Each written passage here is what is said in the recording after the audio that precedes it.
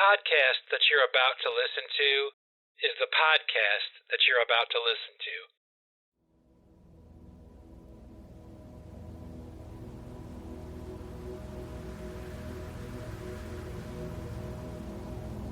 Well, hey there, happy innovators. How are you all doing today? I hope that you're doing well. I'm doing pretty good. It's been a while since I made a podcast, and I've been busy doing a lot of other things with my music and everything. So I hope that you don't mind if I do a little bit of talking today. And before I get started, I want to make sure that you have your coffee. I grabbed myself a cup right before I sat down. So I'm going to take a sip of that coffee right now. Hang on.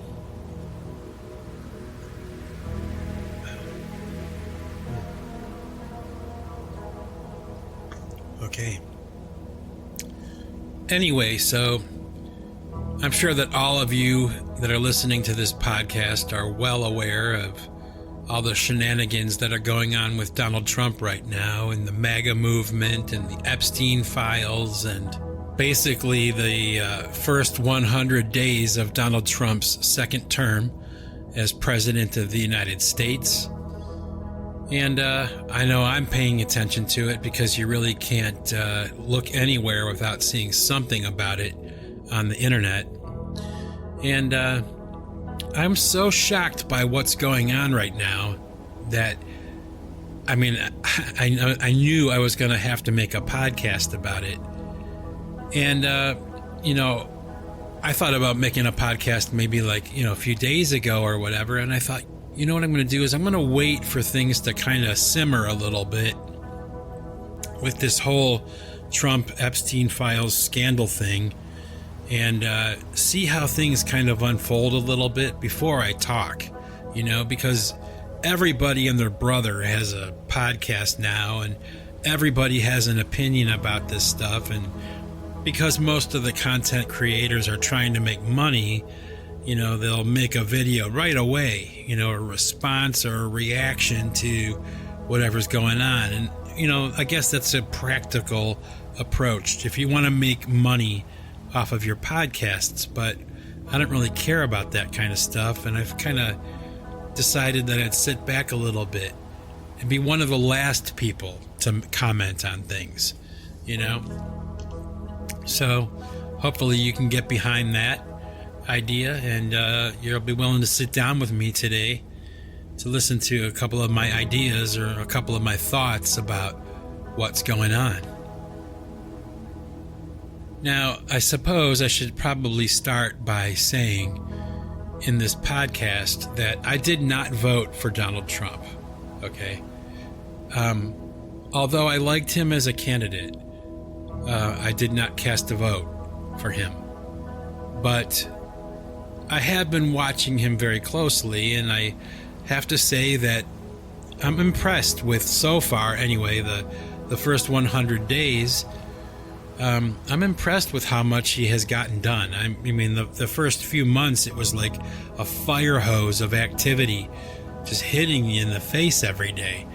All the stuff that he was doing and all the things that were getting done. And wow. I don't think I can remember a president in my lifetime that was ever doing that much in such a short period of time.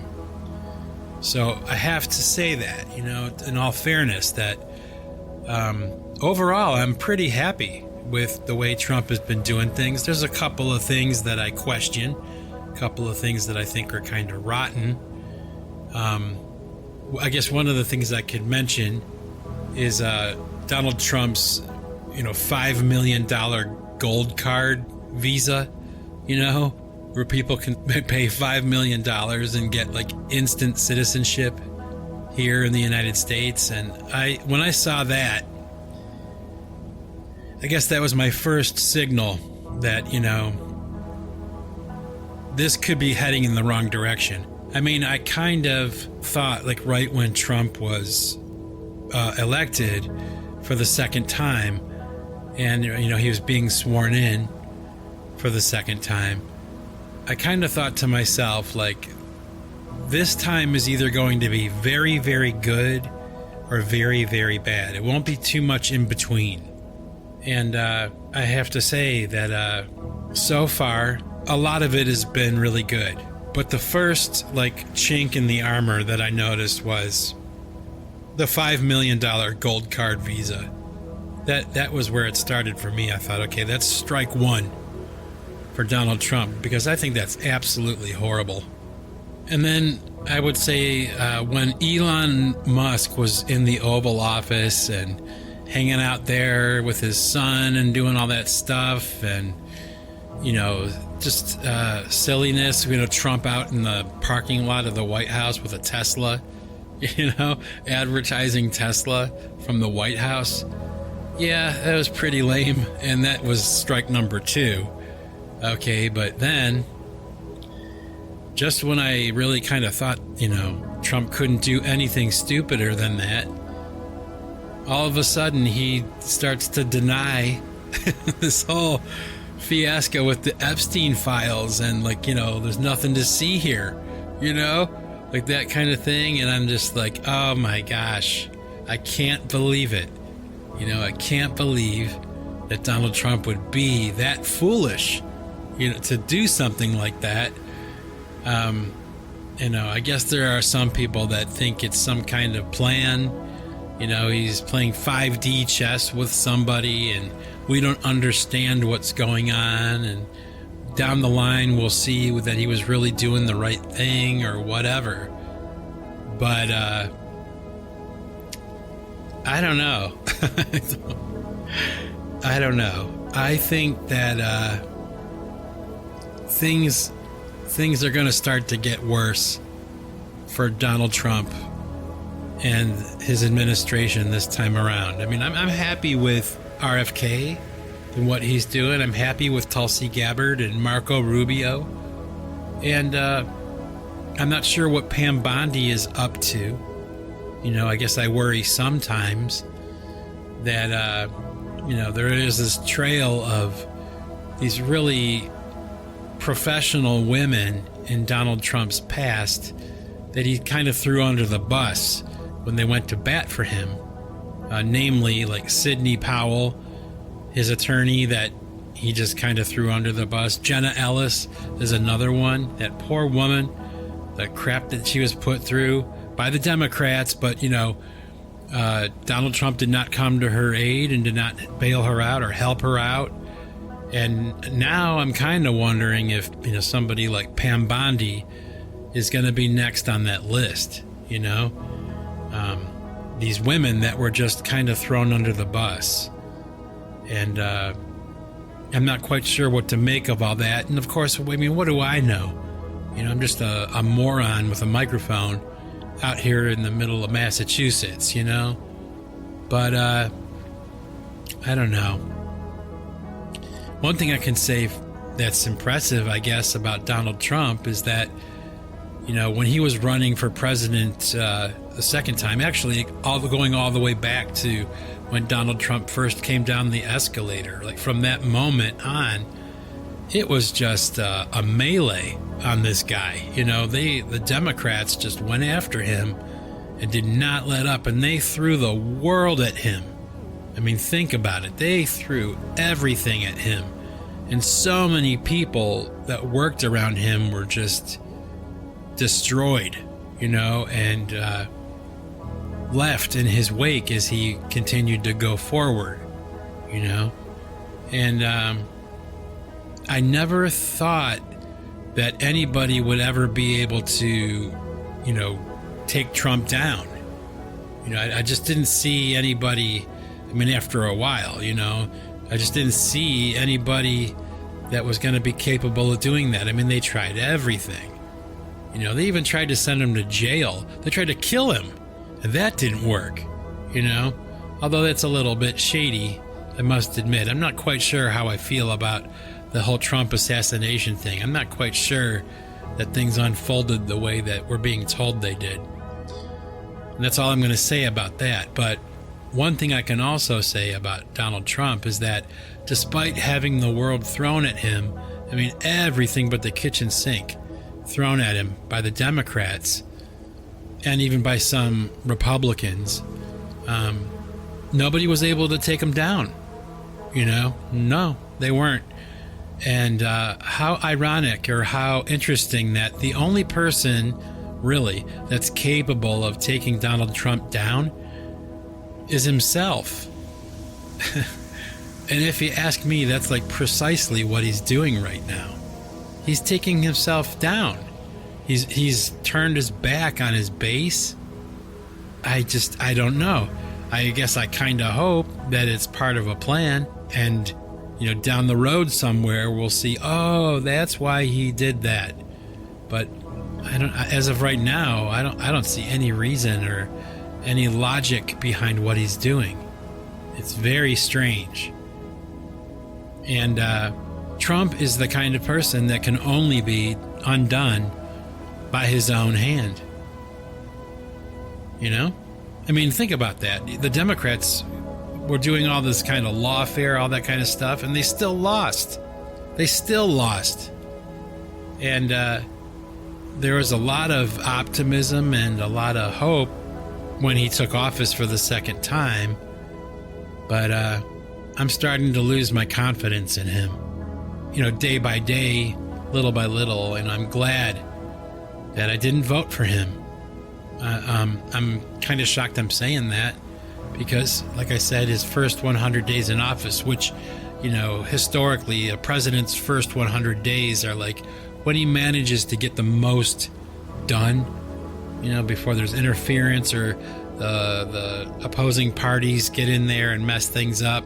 Whatever kind of mileage the president can get in the first 100 days, that's usually it, Now, it doesn't seem that way for Trump.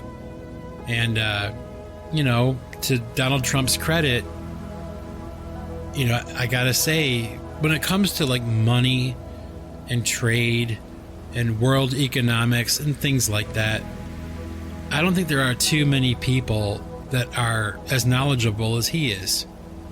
And when Donald Trump started to do the whole tariff thing, and all the experts from Wall Street, all these people that are economic experts, started to criticize him, and this is going to be the downfall, and blah blah blah blah blah. And then it turns out that what he did actually worked. So when it comes to finance, the world of finance and global trade, and like I said, world economics, I'm pretty confident in Donald Trump. It's just that when it comes to other things, I'm not quite sure anymore, So we find ourselves in this time now where all of a sudden, after years, 10 years or even more than 10 years of these promises about the Epstein files, and that, these people would be brought to justice, and, Donald Trump campaigned on this, and, while it's not the most important issue on the table, especially right now for Donald Trump, it's like, it is a big deal to the people that got him voted into office again, that stayed loyal to him, And, with the whole Epstein thing, it's not only about justice. It's about how Trump had made a deal with his people, the art of the deal. He made a deal with his people, the MAGA, Make America Great Again. And he has reneged on that deal because they wanted the Epstein files. That was one of the things, that was one of the asks of his base. And he has turned his back on that. And now he's starting to kind of like turn his back on his own people and attack them in his, social media platforms, And I can't help but remember at this time that all throughout Donald Trump's campaigning, every once in a while he would read this poem called The Snake, and I won't bother saying it here. But basically the gist of this poem is like, a woman invites a snake into her house, and it's sick and it's dying, and she kind of like coddles it and nurses it back to health. And then when the snake is healthy, it bites her. And as the woman is dying, and the snake's like, well, this is your fault. You knew I was a snake before you took me in. I didn't deceive you. You invited me in. And I always thought, whenever he read that poem, I would think to myself, what a strange thing to say, in the middle of a Trump rally. What a strange poem to read. Is he warning us, about what's really going on with him? I don't know. It's kind of like it came out of his mouth, not mine, And I'm thinking, Trump was going to either be very great or very bad. So Trump says he's not going to release the Epstein files because there's nothing there anymore. It's gone. There's nothing there worth talking about, right? And we've got Kash Patel and Dan Bongino and Pam Bondi all weighing in, saying the same thing. Like everybody's kind of towing the line, But whether that's true or not, or whether that's accurate or not, does not change the deal that Donald Trump made with his people. And if he can't deliver on that promise, which he's claiming he will not do, what are we supposed to think?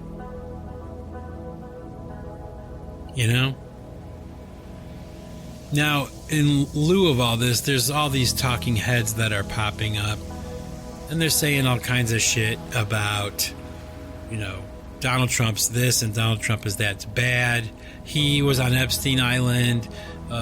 He's responsible. He's horrible and everything. And it's like mostly coming from the Democrats. And, at this point, I don't even listen to the Democrat voices anymore because they've been so full of shit for so long now. And I'm not even partisan. I'm not. I'm neither Democrat nor Republican. I'm neither. But I can call it like I see it. And a lot of the time when the Democrats had the microphone, they were lying the whole time. They would make stuff up, and it was just dirty and underhanded, and everything was sensationalized and, designed in such a way to take Trump down any way they could. So after a while, naturally, because I'm logical and rational, I'm going to stop listening to them no matter what they're saying. And it's going to take them a long time to get my trust back. I don't trust the Democratic Party anymore. I don't trust anything they say, and I don't care what it is. I will not hear them anymore because I think it's a waste of time.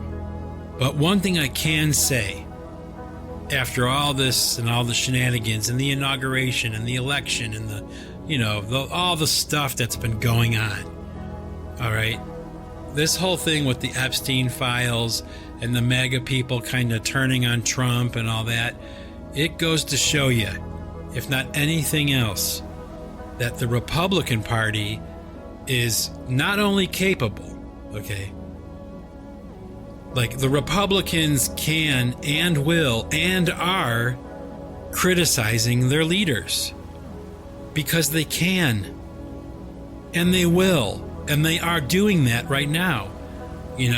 Every single MAGA talking head is turning on Trump because he has backed out of that deal. He has lied to his people.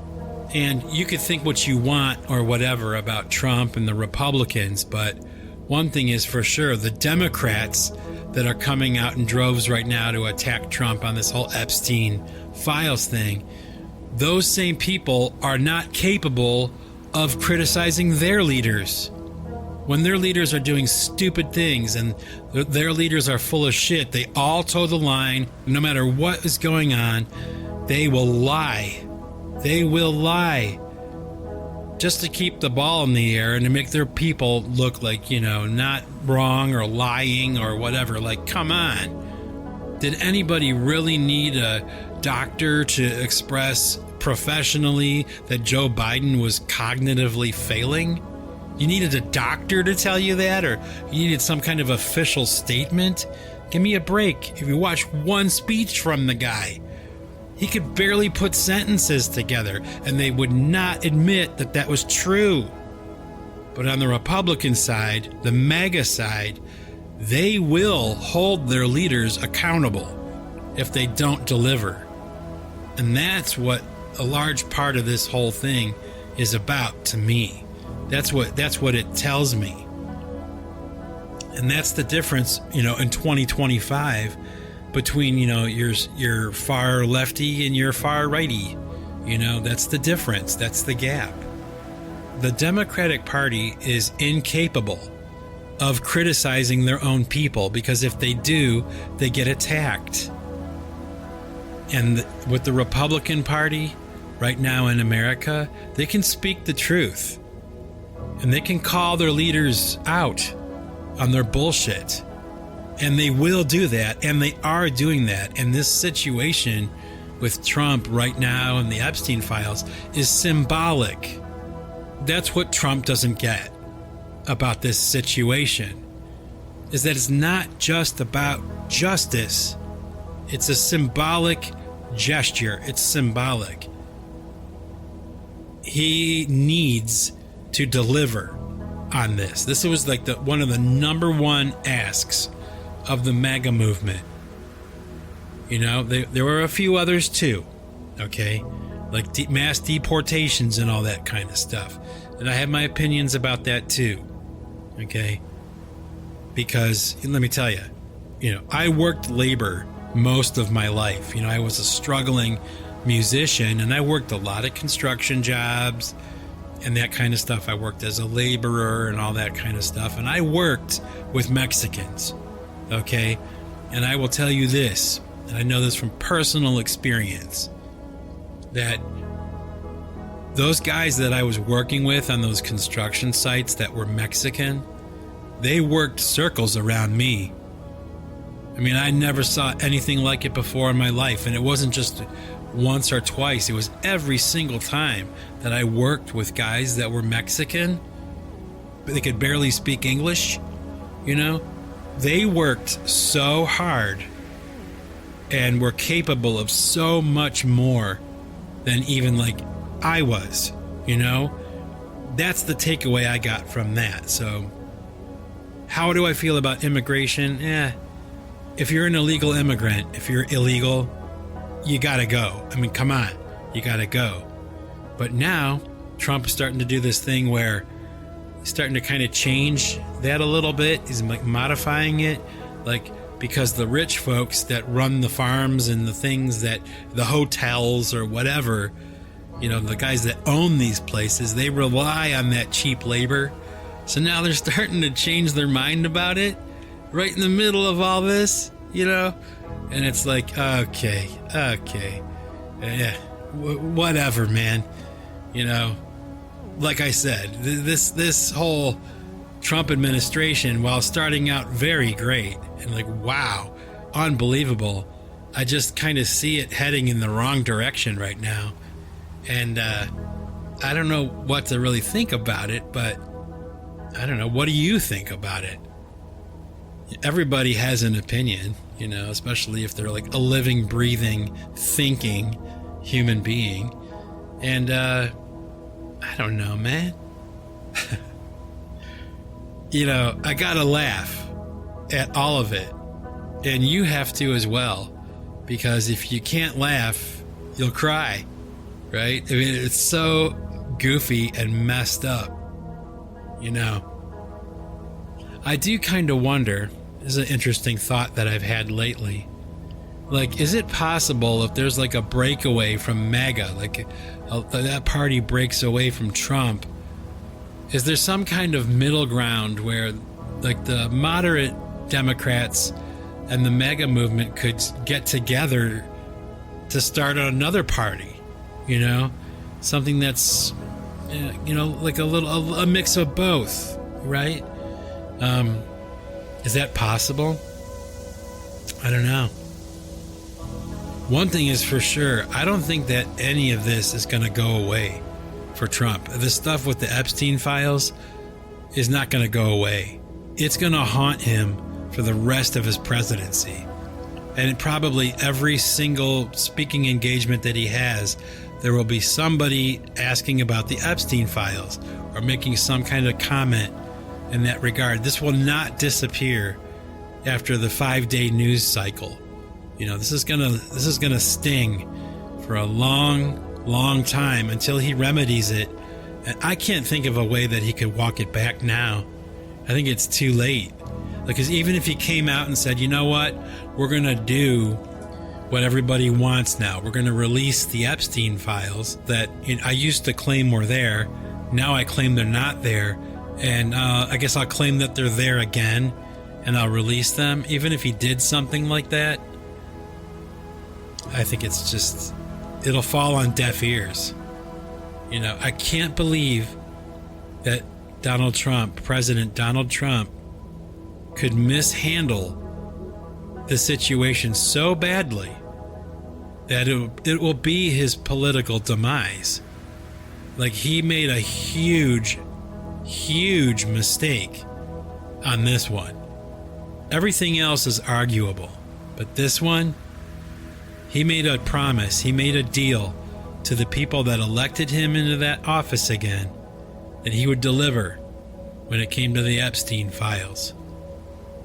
Here we are, 6 months, 7 months, 8 months in, and while things are going pretty good, Donald Trump has lied to the people that got him there in the first place. He's turned his back on them, trying to, say that it's like, if they don't agree with everything he says and does, then he's not going to have anything to do with them. You've got to be kidding. Oh my goodness. You've got to be kidding, sir. Mr. President, you can't be serious. But of course, he is serious. It's the kind of thing that's gonna, permanently change the political landscape here in America. Maybe even worldwide. Maybe it's hearkening to a larger vision for America that's not always about money and stock prices and inflation and cash and gold, the gold standard and fiat currency and money, Bitcoin, money. There's more to life than money. And as far as I'm concerned, really, it's like, yeah, this guy wrote a book called The Art of the Deal, but he made a deal with his own people and he broke it. And now he's blaming them for him having broken it. Broken that trust. What a strange time that we live in. And I'll tell you what, here's a wild idea that I'm going to float here that, not too many people have really talked about, especially, when it comes to the whole Epstein files thing. Everybody is operating under the assumption or the belief that Jeffrey Epstein died in jail by killing himself, by hanging himself. Okay?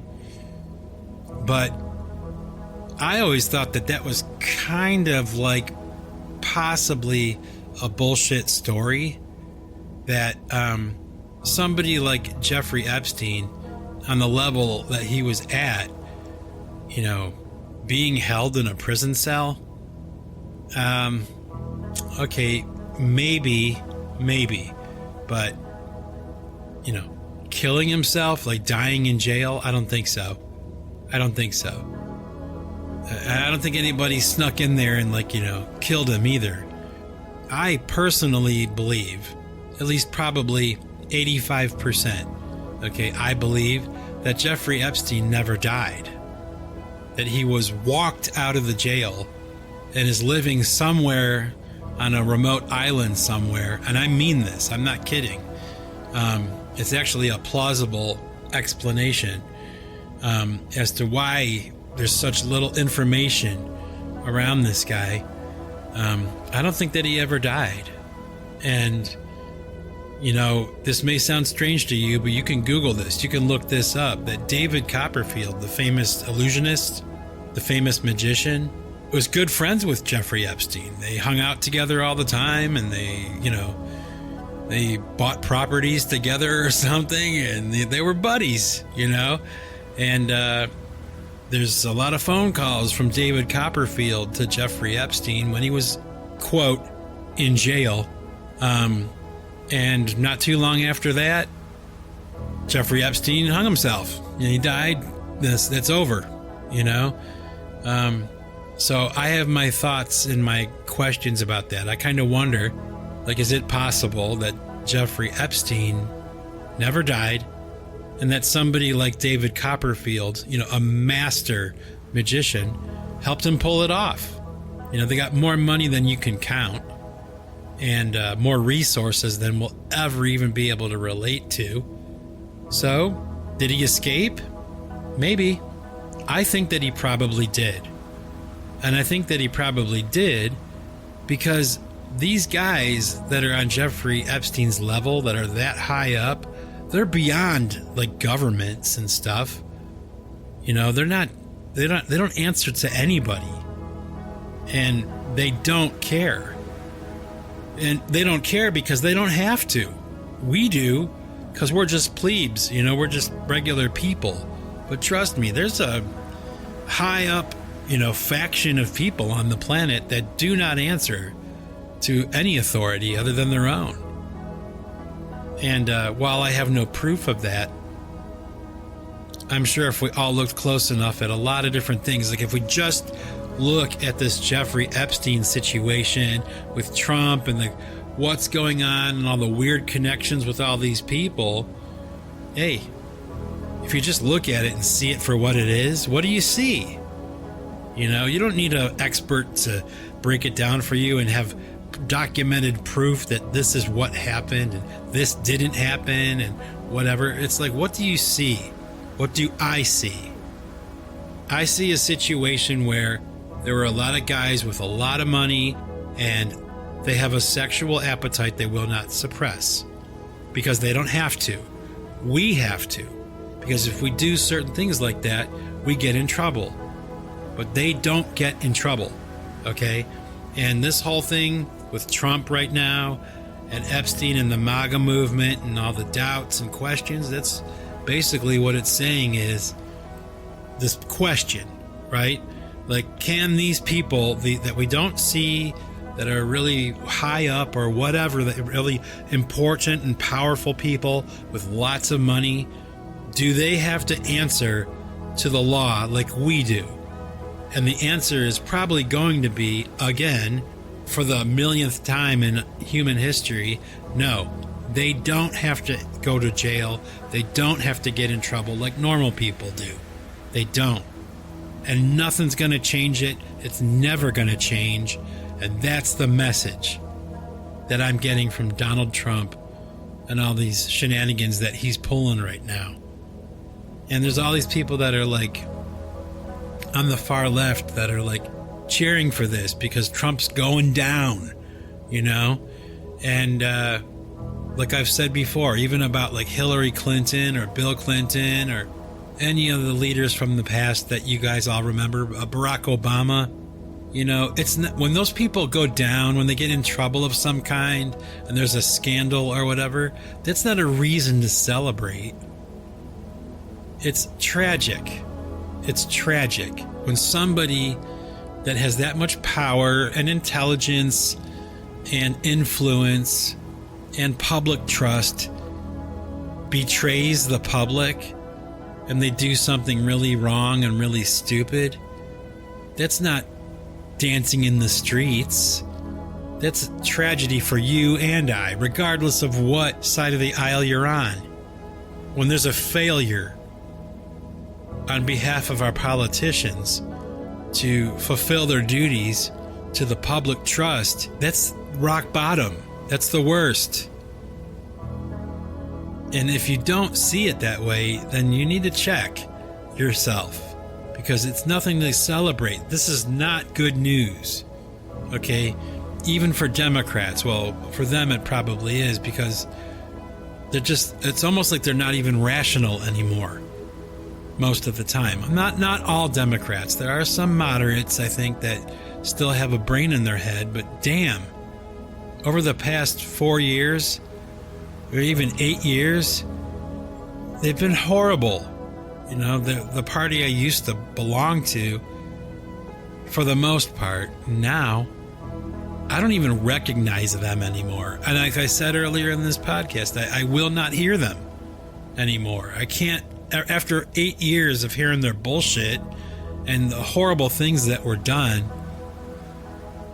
and their inability to, hold their leaders accountable on their side of the aisle, like they just will not and, cannot do that. They'd get shut down by their own people if they criticize or if they question what's going on with their own leadership.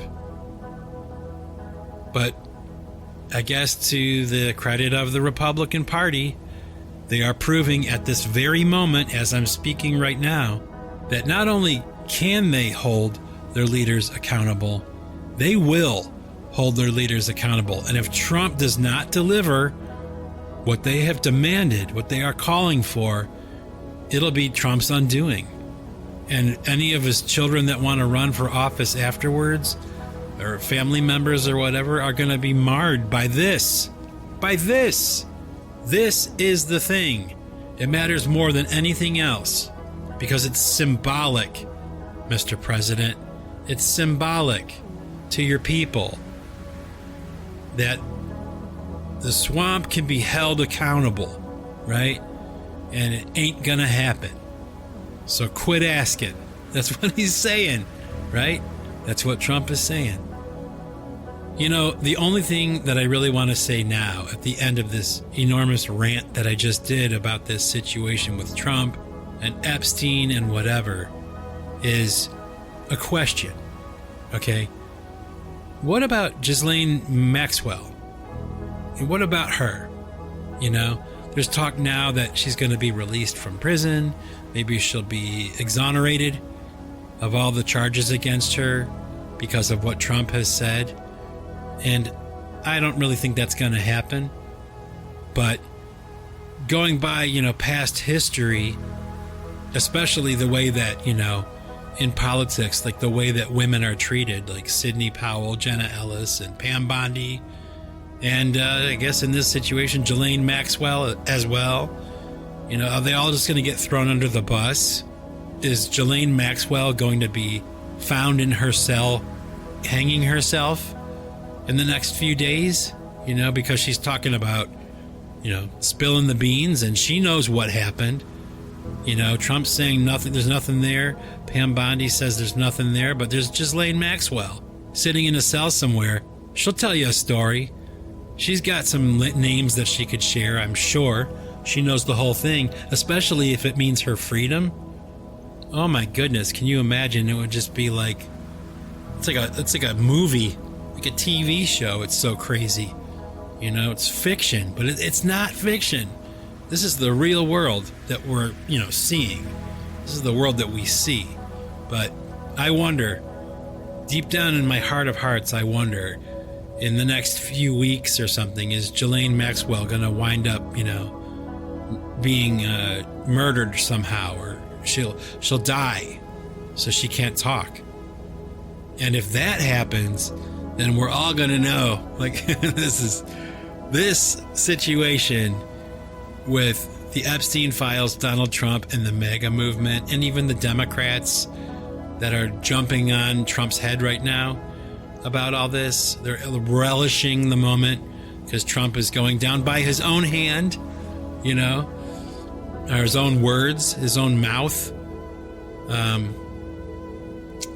If it turns out that Ghislaine Maxwell winds up, killing herself in jail, she winds up dying somehow, you'll know, and I'll know, and the whole world will know that we're never going to find out anything, and nothing is going to stop what these folks are doing. You know, it's not going to end it. It's not possible. They will do, okay, in quotes, they will do whatever they want, whenever they want, wherever they want, and you can't do shit about it. So stop bringing it up. Stop asking about it. It's never going to stop, right? That's the message to America from our president. Quit asking, okay? Because you're never going to find out anything. All right, thank you, Mr. President. Thank you, Commander-in-Chief. Even though you had promised that you were going to do this, you made a deal with your people and you broke it. So, the art of the deal. The art of breaking the deal. That should probably be his second book. So, my happy innovators, I'm going to leave it there for today. I think I've said enough. But keep your eyes open and your head on a swivel. Pay attention to everything, not just one side or the other. Try to find that middle ground where you can discern what's happening right and left and kind of pull it into the middle. Because if you ask me, the future of politics in the world, not just in America, is somewhere in the middle. Right there in the middle between left and right. That's where the future is. Maybe I'm right, maybe I'm wrong.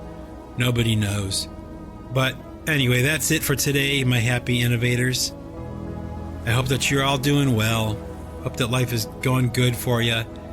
And it sure was nice to sit down and do another podcast today. So take it easy, everybody. And remember, if you want to keep what you've got to give it away. Take it easy, everybody.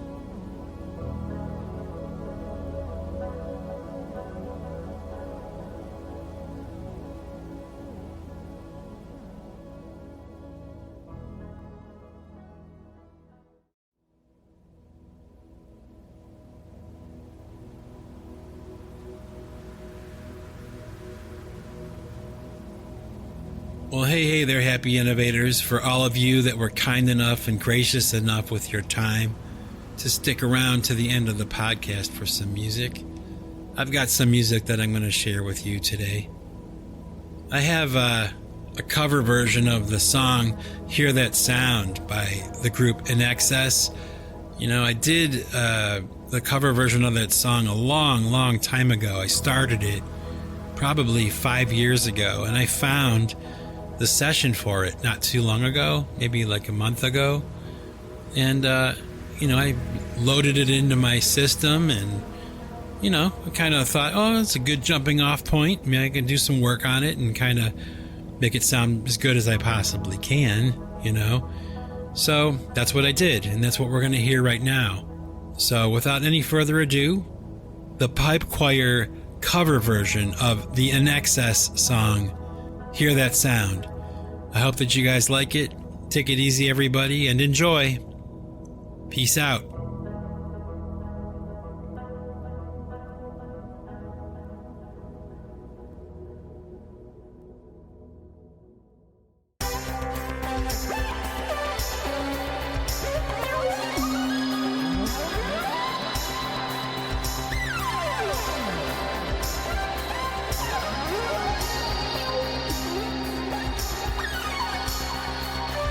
So your time has come. Children, watch the fools. Don't let anyone tell you what you must do. Do you like what you say? Or does it make you cry?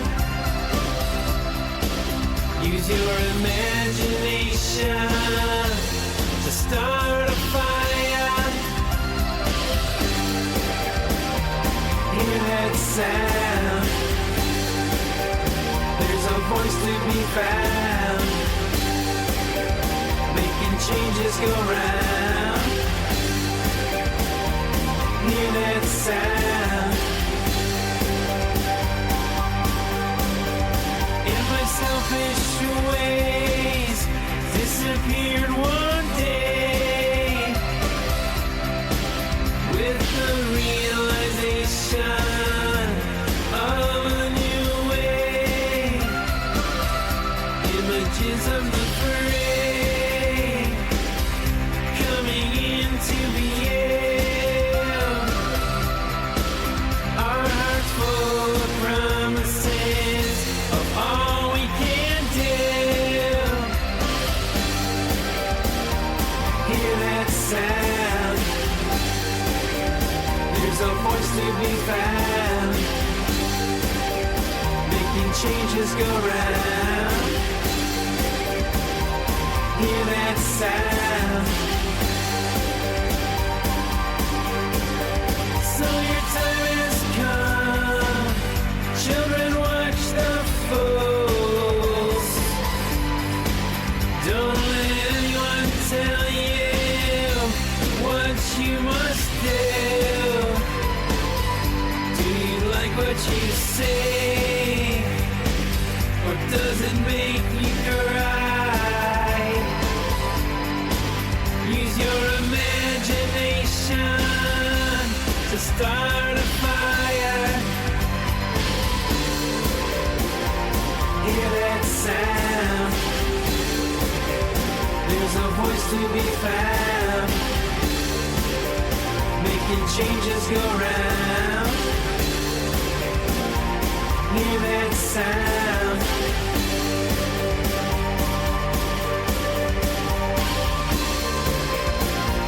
Hear that sound? There's a voice to be found, making changes go round. Hear that sound? There's a voice to be found, making changes go round.